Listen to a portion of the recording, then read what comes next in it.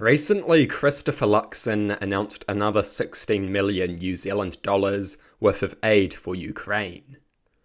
This is a good thing, and I strongly support it. We should not appease bloodthirsty dictators. We should support those who bravely fight against them. Luxon is right to support Ukraine. I will not give him credit for many things, but his backing of Ukraine is justified and righteous. Putin is a murderous autocrat who started this war. Some people suggest that this war is the fault of NATO. Ukraine is a sovereign country. They can choose to join whatever defense alliances they like. Russia does not get to make their security decisions for them. And can you blame them for wanting to join NATO? Some people suggest that NATO was the cause of this war. Do they think NATO was just going to randomly attack Russia? That is obviously not going to happen due to mutually assured destruction. And if NATO was crazy enough to attack Russia, they would have done it by now. And they would not have just attacked Russia, they would have annihilated Russia. Russia has not even managed to win a war with Ukraine. How do you think they would deal with an alliance that includes the United States, France, Britain, and Germany? Their laughable military would wish it was still the Cold War. And if Russia was so worried about being attacked by the West, why would it invade Ukraine and give the West a great excuse to attack it? If the West was desperately waiting for an excuse to destroy Russia, the invasion of Ukraine would have been that excuse. The obsession with blaming the West is pathetic. The West is responsible for many evil things, but not for this. Luxon is correct to stand with Ukraine and to give them military and humanitarian aid. That is righteous foreign policy.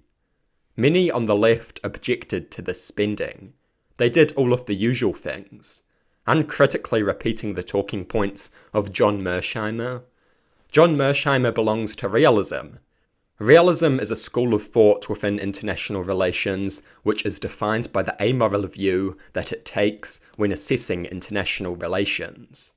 It is laughable that leftists of all people consider this man to be their friend. Suggesting that this is a Western proxy war, they completely ignore Putin's bloodthirsty conduct and ignore the agency and sovereignty of Ukraine.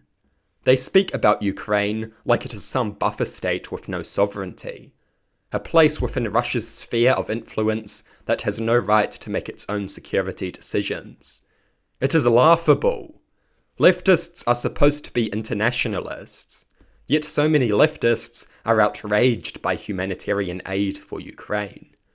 Since when was criticism of humanitarian aid for a war-torn country a feature of internationalism? It is very bizarre. Many people are so mindlessly opposed to the USA that they will uncritically accept pro-Russian narratives. They are anti-USA contrarians. The reality is that the USA is not the only country that does evil things.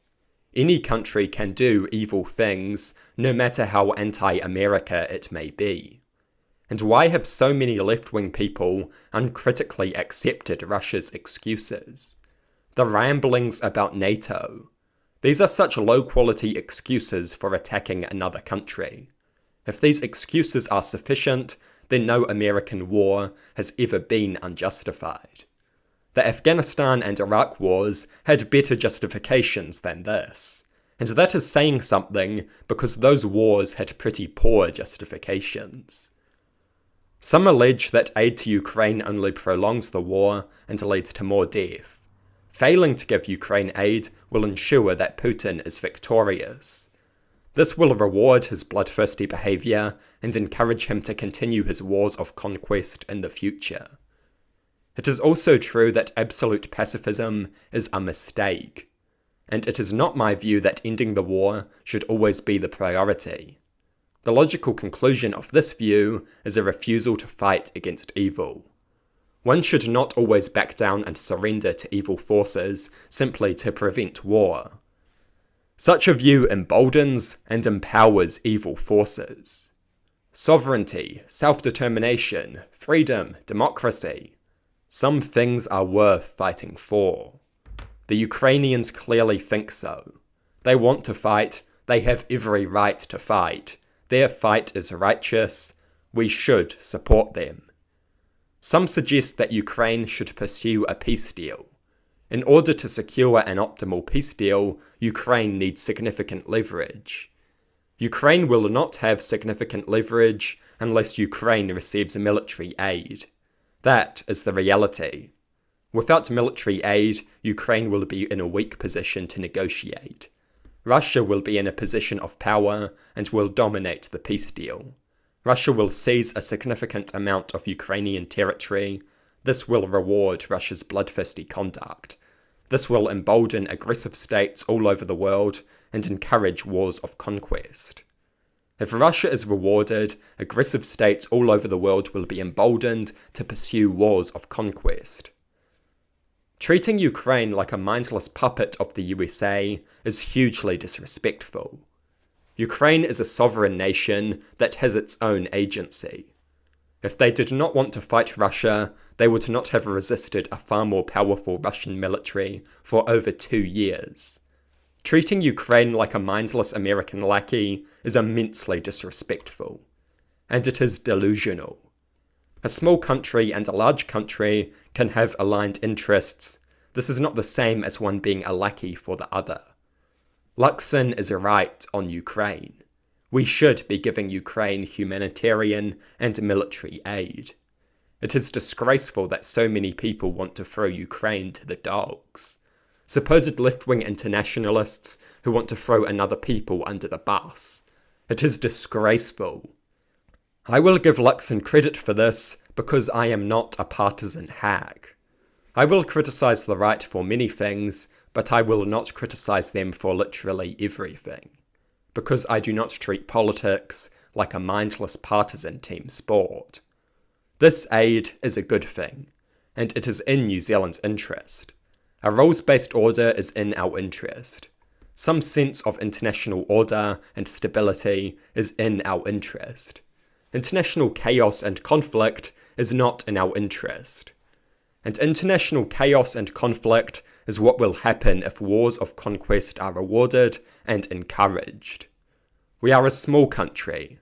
A precedent by which large countries can attack and absorb pieces of their neighbours is not in our interest. That should not be a normal part of the international realm.